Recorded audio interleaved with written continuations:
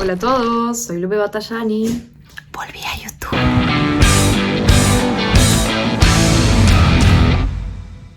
Hoy vamos a hablar de algo súper importante y es que la gente tiende a creer que cuando alguien se realiza una eutanasia es como si se echara a dormir y sencillamente en total paz decidiera divorciarse de la vida. Pero lo cierto es que cuando una persona se realiza una eutanasia, la muerte real no tiene nada que ver con la muerte ficticia.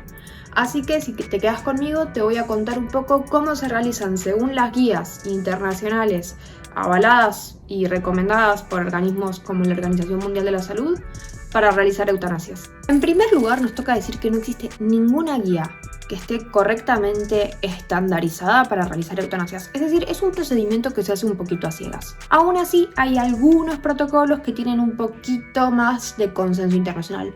Por ejemplo, el protocolo de Colombia, que es una guía validada por la Organización Mundial de la Salud del año 2015. Sin embargo, este mismo protocolo reconoce que la calidad general de la evidencia científica para estandarizar el proceso fue baja, incluyendo la revisión sistemática. Esto es importante, porque supuestamente estamos hablando de un proceso médico, pero lo cierto es que no hay mucho consenso realmente. Por otro lado, tenemos las normas KNMP para la eutanasia del 2012, que es, por ejemplo, una de las guías, ¿no?, que se proponen desde las organizaciones que militan la legalización de la eutanasia. Y esta es probablemente la más descriptiva en cuanto a cómo realizar un procedimiento de eutanasia.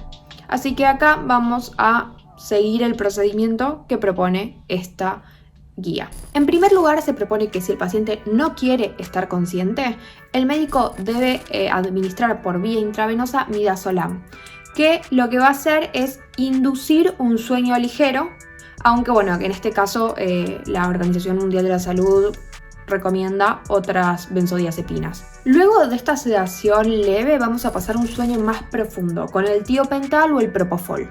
Ahora bien, recordemos que si bien la finalidad es provocar que el paciente no esté consciente, las normas KNMP dicen lo siguiente: algunos pacientes pueden mostrarse inquietos tras la inyección de midazolam. En estos casos no hay que administrar una dosis adicional de midazolam, sino inmediatamente administrar la medicación para la inducción del coma. Este segundo sedante tiene por función que el paciente no esté consciente cuando se le aplique el neurobloqueante muscular, que provoca muchísimo dolor, y que es en definitiva el agente eutanásico, es decir, el que provoca la muerte.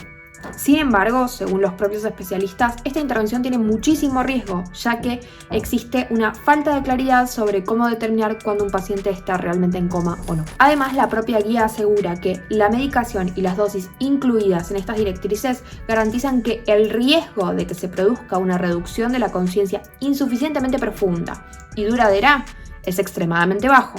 Sin embargo, existe la posibilidad de que, sin saberlo, se haya producido una extravasación parcial de la medicación para la inducción del coma, lo que hará que no se consiga el efecto deseado. Es decir, que el estado de conciencia no sea lo suficientemente profundo o no dure lo suficiente y que la persona pueda despertar mientras se está haciendo el proceso eutanásico o que esté consciente desde el principio y sienta el dolor y la desesperación de ese tipo de muerte.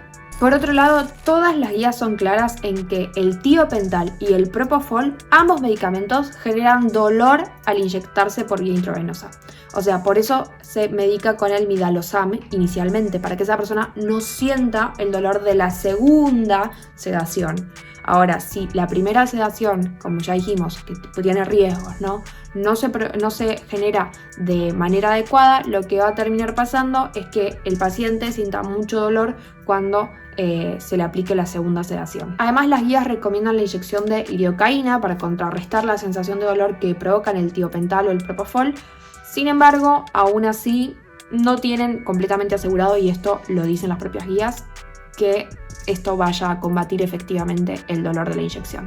Además, vale aclarar que según la Organización Mundial de la Salud, el propofol no se ha estandarizado aún en los estudios más recientes y que asimismo el 10% de los pacientes que toman propofol han experimentado dolor debido a la administración. Todo este proceso y este cóctel de drogas se tienen que dar en un periodo de tiempo menor a 5 minutos, porque si no se realiza rápidamente se corre riesgo de que los químicos se redistribuyan por el cuerpo y el paciente no alcance el grado de inconsciencia deseado o que ésta no dure lo suficiente, haciendo que sea consciente de los efectos del bloqueante neuromuscular. Como alternativa, la Organización Mundial de la Salud propone que si los medicamentos anteriores no han sido efectivos, deben suministrarse relajantes musculares. Hasta acá todo lo que intentamos es eliminar el estado de conciencia del paciente.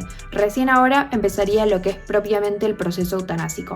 Para esto se suministra un bloqueante neuromuscular que lo que hace es paralizar los músculos estriados, excepto el corazón.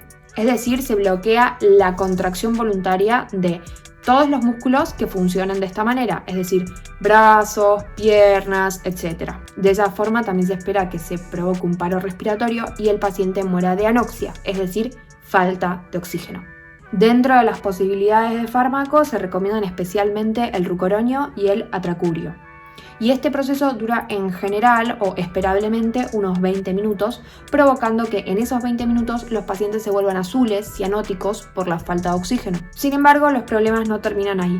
Al ser este proceso prácticamente intravenoso, existen algunos riesgos, principalmente debidos a un mal pinchazo. Por ejemplo, si la aguja no tiene el calibre adecuado, esto podría generar que la aguja se desprenda de la vena, virtiendo los agentes eutanásicos en el tejido cutáneo.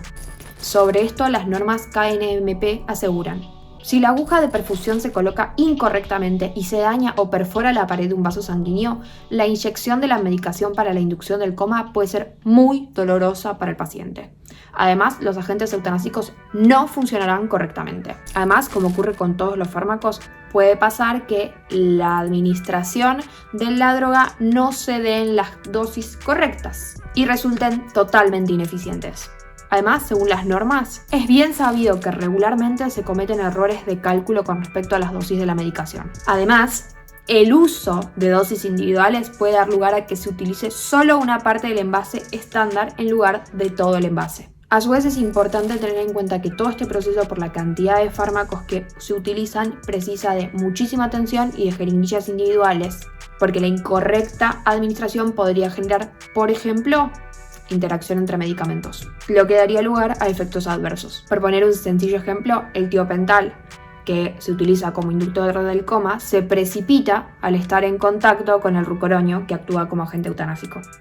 Este tipo de incompatibilidades físicas entre los fármacos pueden generar diferentes complicaciones, como por ejemplo, daño generado a partir del nuevo producto tóxico generado, émbolos de partículas a partir de la cristalización y separación, irritación del tejido debido a cambios importantes de pH, fracaso terapéutico, es decir, en este caso particular, que no se produzca la muerte del paciente, o bueno, que por lo menos no se produzca rápidamente y sin dolor. Esto no solamente conlleva un proceso terriblemente traumático para el paciente y su familia, que lo ve ponerse azul y ahogarse, sino que además tiene asociada una serie de consecuencias económicas. Por ejemplo, según la farmacéutica B. Braun, los efectos adversos de incompatibilidades farmacológicas prolongan los periodos de hospitalización del paciente y los costes totales para los hospitales. Además, según la Organización Mundial de la Salud, dentro de los desenlaces posibles de este tipo de interacciones, no solamente encontramos la muerte, sino que encontramos efectos adversos como pueden ser el dolor y la conciencia. Esto tiene que ver con que el bloqueante neuromuscular no genera analgesia, es decir, ausencia de dolor, ni hipnosis, sueño. De modo que lo que podría pasar es que, producto de todo este proceso mal hecho, el paciente sintiera dolor o estuviera consciente mientras lo están matando, derribando así totalmente la mentira de que en la eutanasia se muere tranquilo y en paz. De hecho, según guías contrastadas de lo que es las eutanasias en animales, se sabe que en la actualidad se considera adecuada la aproximación antropomórfica, que establece la analogía entre el hombre y los animales, es decir, la percepción dolorosa producida por el hombre frente a una cirugía es probablemente similar a la experimentada por un animal.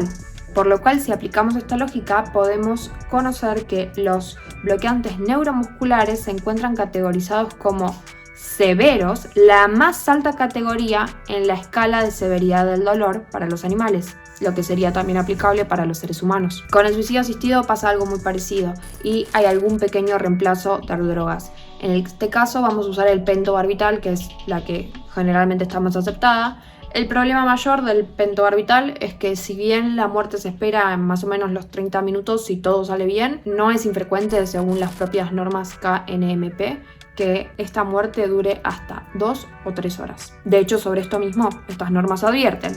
Estos periodos prolongados pueden ser situaciones muy incómodas. Es aconsejable acordar un máximo de 2 horas con el paciente y sus familiares.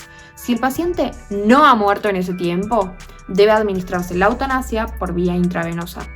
De antemano, no es posible saber qué paciente morirá o no dentro de las 2 horas.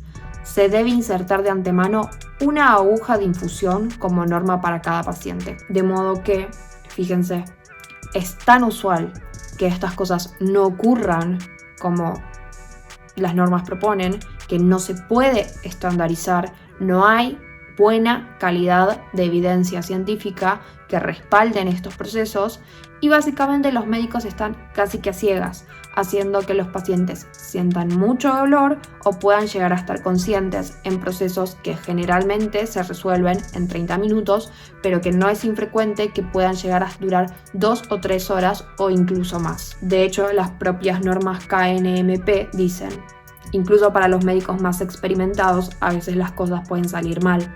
Por esta razón, el médico debe llevar un juego extra de agentes eutanásicos intravenosos y materiales para su preparación y administración. Por otro lado, organizaciones pro-eutanasia como Morir con Dignidad proponen métodos mucho más radicales para generar la eutanasia, como por ejemplo, en el caso de no poder acceder a ninguna vía legal o farmacológica, morir de hambre, como si eso no fuera agonizante. Así que espero que este video te haya gustado y te haya servido para no seguir pensando que la muerte por eutanasia es como irse a dormir una siesta y no despertarse más. Es dolorosa, es duradera y además puede ser terriblemente traumática para la persona que la vive y sus familiares. Si este video te gustó, te invito a, primero que nada, seguir mi canal, que como verás tiene poquitos seguidores porque recién volvimos a arrancar en esta red social. Y además, déjame tu opinión en los comentarios y por favor, si podés, ayúdame compartiendo para que más gente se entere de esta información. Soy Lupe Batallán y nos vemos la próxima.